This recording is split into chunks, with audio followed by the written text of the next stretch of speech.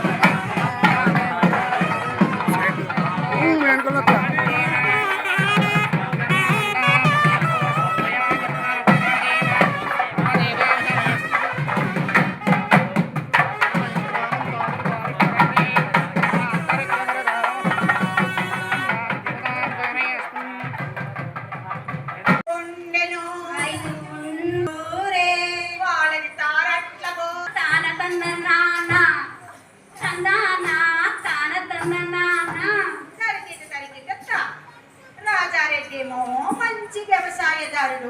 ఇది ఇలా ఉండగా వనపర్తి సంస్థానంలో పెబ్బేరుకు సమీపంలో శ్రీ ఎందుకు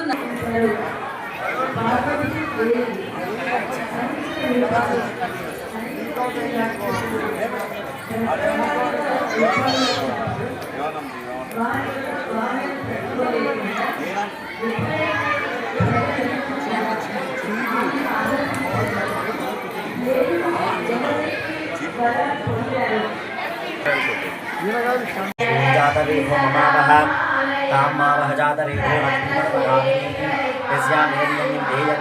पुरुषाणहम् अश्वपूर्वामृतमध्याम् हस्तिनाथ प्रबोधिनीं श्रियं देवीं पयशीर्षा भीषणा